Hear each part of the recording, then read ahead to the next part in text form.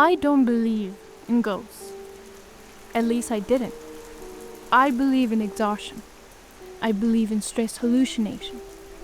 I believe the human brain will invent anything to explain silence that lasts too long.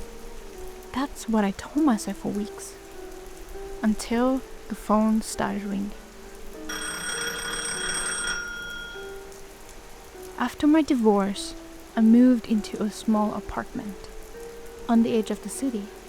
Nothing fancy, 1 bedroom, thin walls, cheap rent. I needed money fast. That's how I ended up working nights as a remote emergency call operator. It wasn't 911, it was overflow. Hospitals, roadside assistance, elderly care lines. When they were overwhelmed, calls routed to us. Work from home, graveyard shifts, minimal supervision. Perfect for someone who couldn't sleep anyway. My hours were 11 p.m. to 7 a.m. The calls usually came in clusters, then long stretches of nothing. The first night I worked, I didn't get a single call after 2 a.m. The second night, the phone rang at 3:17 a.m. I remember the time because I checked twice. Exact 3:17 a.m. The screen showed no caller ID. That was unusual. I answered professionally. Emergency response services. How may I help you? There was breathing on the other end. Slow, controlled, not panicked. Hello? I said. A woman spoke. Her voice was calm, too calm. I think someone is in my apartment. I asked for her address. She paused.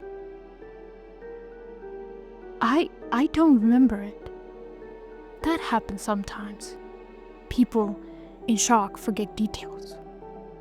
I asked for landmarks. She said, "It's quiet here. Too quiet." Something about her tone unsettled me. "Are you somewhere safe?" I asked.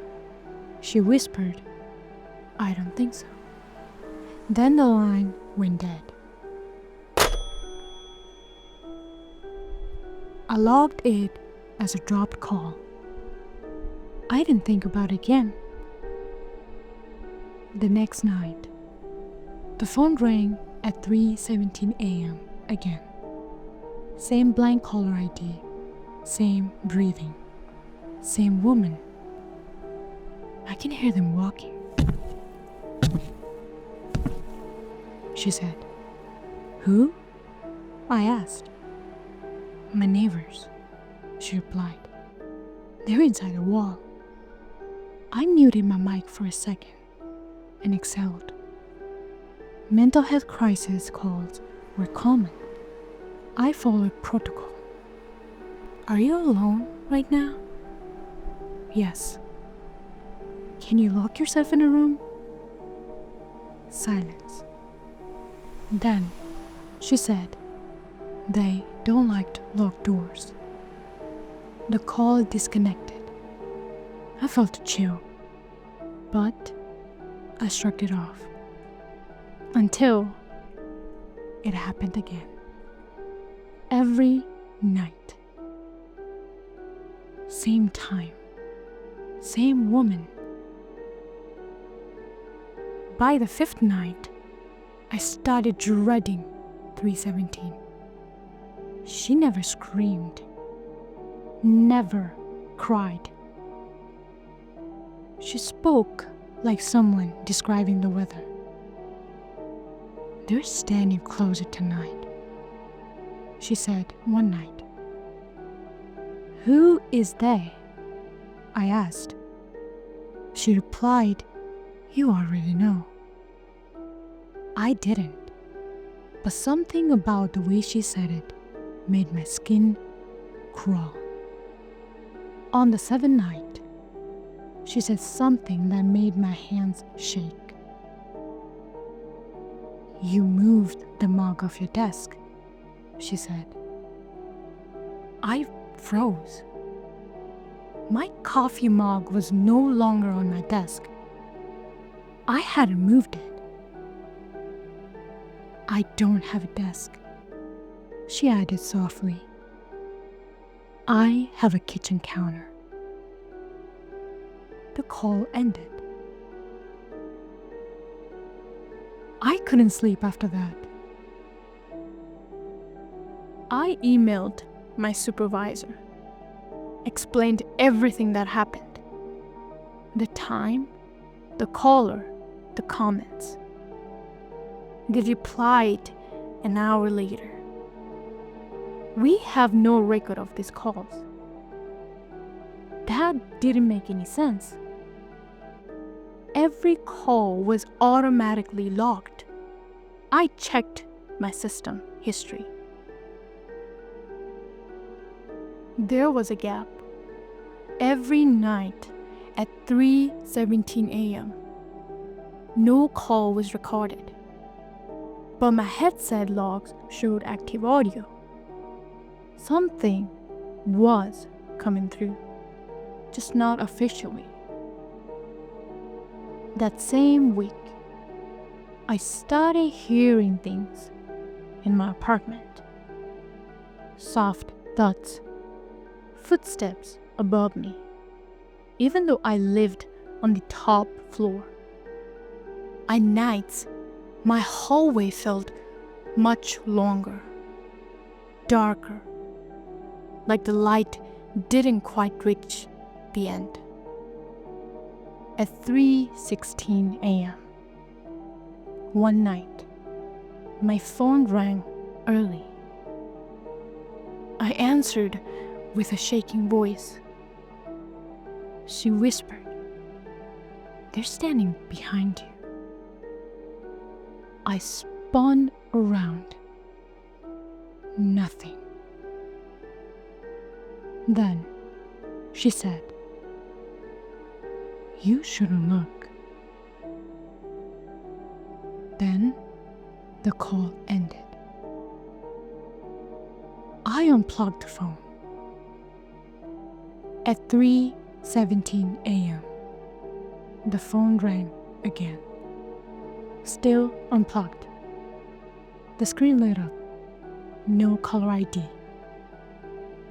I answered with trembling hands.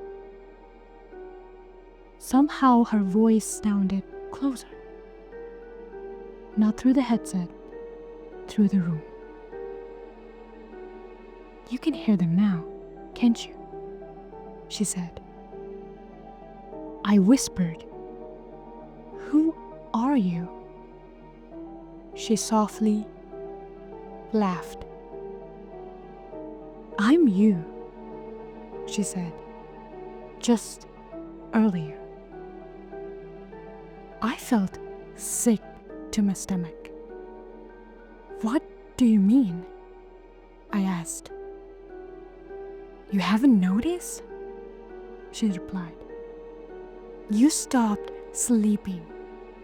You stopped going out. You don't answer calls during the day anymore." She was right.